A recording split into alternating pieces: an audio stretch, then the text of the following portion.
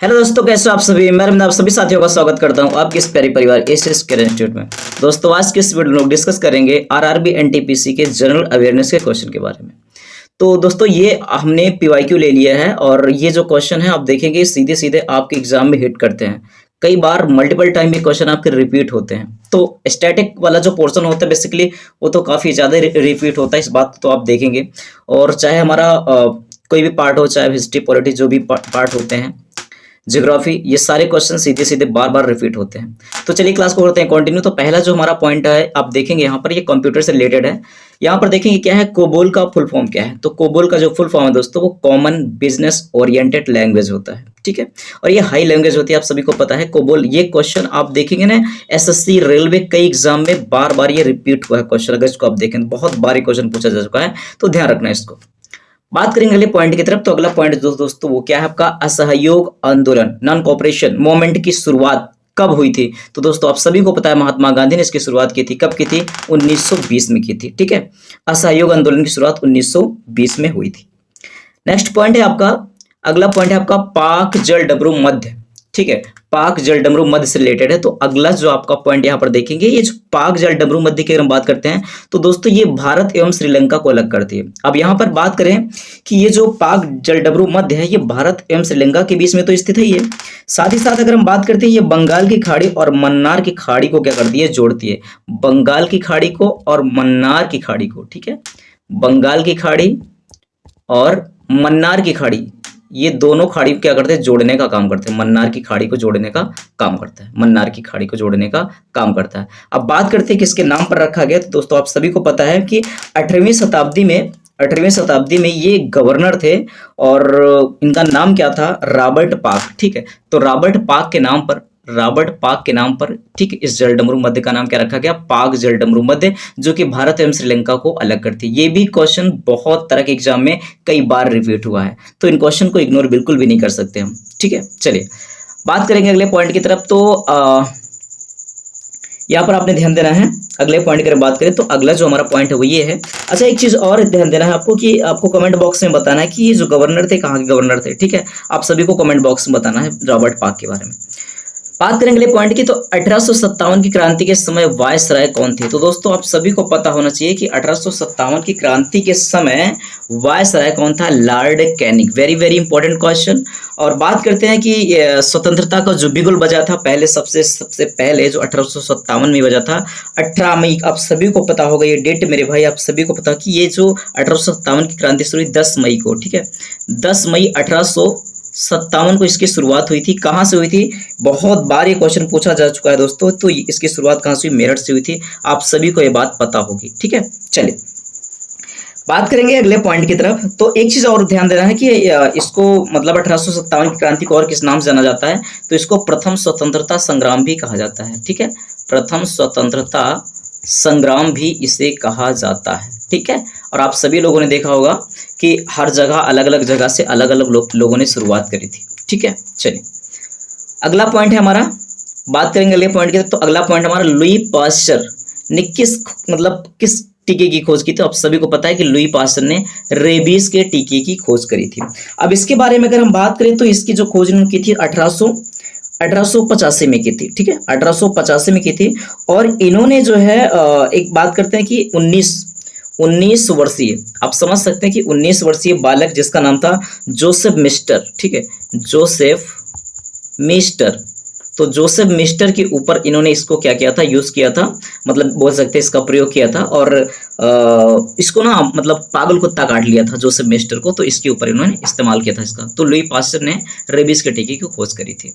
I hope इतनी बातें आपको समझ में आ गई होगी। चलिए बात करते हैं, अगला हमारा जो पॉइंट है वो ये है ब्रायोफाइटा। तो ब्रायोफाइटा पादप जगत का एक क्या है, भाग, आप सभी को पता है। अगर हम बात करें सबसे इंपॉर्टेंट चीज की, तो आप सभी को पता है कि पादप जगत का इसे उभयचर कहा जाता है। जी हाँ दोस्तों, याद रखना है, पादप जगत का उभयचर किसे कहते हैं, ब्रायोफाइटा को। और अगर हम यहाँ पर बात करें कि ब्रायोफाइटा जो होते हैं बेसिकली ये आपके गैर संवहनी पादप होते हैं।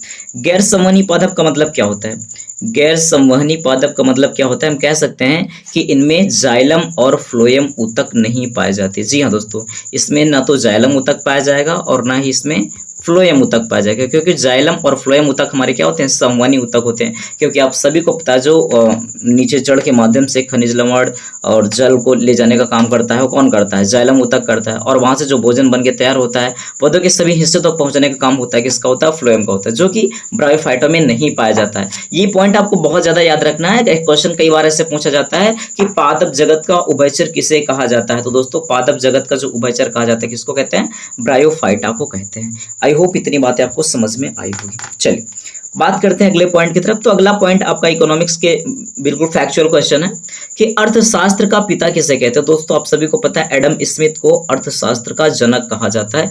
ये बातें आप सभी को ध्यान रखना है। ये भी क्वेश्चन मल्टीपल एग्जाम में आपका रिपीट हो चुका है मेरे भाई। चलिए अगला पॉइंट है आपका कि शेयर बाजार के लेन देन का नियंत्रण कौन करता है। तो दोस्तों शेयर बाजार के नियंत्रण का लेन देन सेबी द्वारा किया जाता है। जी हाँ दोस्तों, सेबी द्वारा किया जाता है। अगर हम बात करें सेबी के फुल फॉर्म की तो आप सभी को पता है इसका फुल फॉर्म क्या होता है, security and exchange board of India. Security exchange board of India, security and exchange board of India. ठीक है, यानी इसको हिंदी में अगर हम बोलें तो हम बोल सकते हैं भारतीय प्रतिभूति विनिमय बोर्ड। ठीक है, ये बात आप सभी को ध्यान रखना है। चलिए अगले पॉइंट की तरफ बढ़ते हैं। अगला हमारा जो पॉइंट होगा दोस्तों, सारे पॉइंट दोस्तों बहुत इंपॉर्टेंट है, सीधे सीधे हिट करते हैं पेपर में। ये बात करेंगे अगला पॉइंट कि भारत में परमाणु ऊर्जा का जनक किसे कहते हैं। दोस्तों भारत में परमाणु ऊर्जा का जनक होमी जहांगीर भाभा को कहा जाता है। ये भी क्वेश्चन काफी ज्यादा इंपॉर्टेंट है। होमी जहांगीर भाभा को क्या कहते हैं, परमाणु ऊर्जा का जनक कहा जाता है। अगर आपसे पूछा जाए कि पहला भूमिगत परीक्षण कब हुआ था, पहला भूमिगत परमाणु परीक्षण कब हुआ था, तो दोस्तों आप सभी को पता है कि पहला परमाणु भूमिगत परीक्षण जो हुआ था वो हुआ था 18 मई 1974 को। ठीक है, 18 मई 1974 को कहाँ हुआ था, पोखरण यानी राजस्थान में हुआ था। और इसका जो कोड नेम था वो क्या था, स्माइलिंग बुद्धा। क्या नाम था इसका, स्माइलिंग बुद्धा। और आप सभी को पता होना चाहिए उस टाइम जो भारत के प्राइम मिनिस्टर थे वो कौन थे, इंदिरा गांधी थी। आप सभी को ये बात पता होना चाहिए, ये भी क्वेश्चन कई बार पूछ लिया जाता है। बात करेंगे अगले पॉइंट की तरफ। तो अगला पॉइंट है आपका, जी हाँ अगला पॉइंट है कि सबसे अधिक राष्ट्रीय उद्यान कहाँ है। दोस्तों सबसे अधिक राष्ट्रीय उद्यान कहाँ है, तो दोस्तों सबसे अधिक राष्ट्रीय उद्यान आपको देखने को मिलेगा मध्य प्रदेश में। जी हाँ दोस्तों, अगर बात करें कि कुल कितने राष्ट्रीय उद्यान हैं, तो दोस्तों भारत में अगर कुल कितने राष्ट्रीय उद्यान है तो ये है 104। और जबकि ये पूछा है कि सबसे अधिक मतलब सबसे ज्यादा भारत में सबसे ज्यादा कहाँ पर है, तो मध्य प्रदेश में कितना है, 11 है। ये नंबर आपको याद रखना है। ठीक है, आप लोगों को कमेंट बॉक्स में बताना है कुछ राष्ट्रीय उद्यान जो कि मध्य प्रदेश एमपी में काफी ज्यादा पॉपुलर है। कमेंट बॉक्स में उनके जवाब यहाँ पर बात कर रहे होंगे। अगला पॉइंट है हमारा, अगले पॉइंट की बात करेंगे कि सब्जियों का अध्ययन। तो दोस्तों सब्जियों का अध्ययन क्या कहलाता है, ओलेरी कल्चर कहलाता है। देखिए जैसे ये कल्चर संबंधित, देखो आप सभी एक चीज ध्यान दीजिए, जैसे कहीं पर आता है लॉजी, तो लॉजी का मतलब होता है अध्ययन, लॉजी का मतलब हो जाएगा अध्ययन, और कल्चर का मतलब हो जाएगा पालन। ठीक है, पालन या फिर खेती करना, पालन या फिर खेती करना। जैसे अगर मैं बात करता हूँ ओलेरी कल्चर, तो ओलेरी कल्चर मतलब क्या होता है, सब्जियों का अध्ययन, सब्जियों की पैदावार संबंधित अध्ययन करते हैं, उसको क्या कहा जाता है, ओलेरी कल्चर। जैसे मछली पालन, तो मछली पालन क्या कहा जाता है, पीसी कल्चर। क्या कहते हैं उसको, पीसी कल्चर कहते हैं। और मधुमक्खी पालन क्या कहा जाता है, एपी कल्चर कहा जाता है। मधुमक्खी पालन क्या कहते हैं, एपी कल्चर कहते हैं। तो सेम उसी तरीके जैसे अगर हम बात करें लॉजी, तो जैसे मान लो हमने बोल दिया साइटोलॉजी, साइटोलॉजी मतलब क्या होता है, कोशिका का अध्ययन। पोमोलॉजी मतलब फलों का अध्ययन। तो ये लॉजी शब्द मतलब, और इसका मतलब भी अध्ययन होता है, इसका मतलब वो क्या होता है, अध्ययन होता है। लेकिन कल्चर की बात करते हैं तो कल्चर का मतलब या तो पालन या तो फिर एक तरीके से खेती करना। ठीक है, आई होप दोस्तों इतनी बातें आपको समझ में आई होगी। चलिए बढ़ते हैं अगले पॉइंट की तरफ।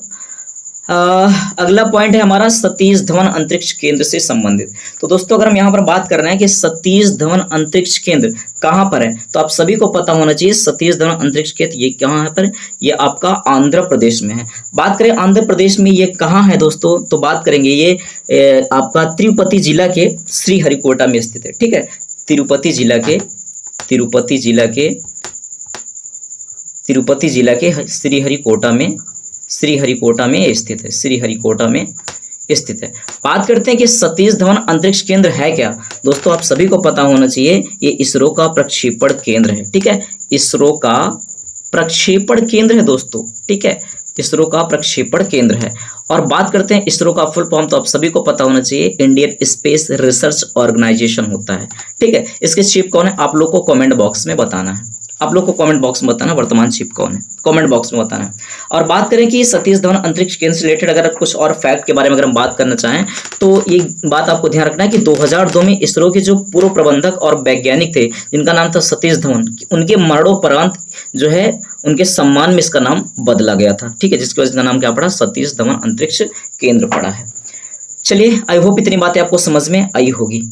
बात करते हैं अगले पॉइंट की तरफ। तो अगला पॉइंट भी हमारा फिजिक्स से है और ये है आपका कि पृष्ठ तनाव के कारण जो है बारिश की जो बूंदें होती हैं कैसे होती है दोस्तों, गोल होती है। क्वेश्चन आपसे पूछा जा सकता है कि पानी की जो बूंदें होती है गोल होती है किसके कारण, तो वो होती है सरफेस टेंशन यानी कि पृष्ठ तनाव के कारण होती है। अब बात करें कि पृष्ठ तनाव है क्या, तो दोस्तों आप सभी को पता होना चाहिए कि अपनी सतह का कम से कम क्षेत्रफल में मतलब समेटने की जो प्रवृत्ति होती है। जैसे जल है, अब जल में हमने क्या बताया कि जल की बूंदें जो होती हैं गोल होती हैं।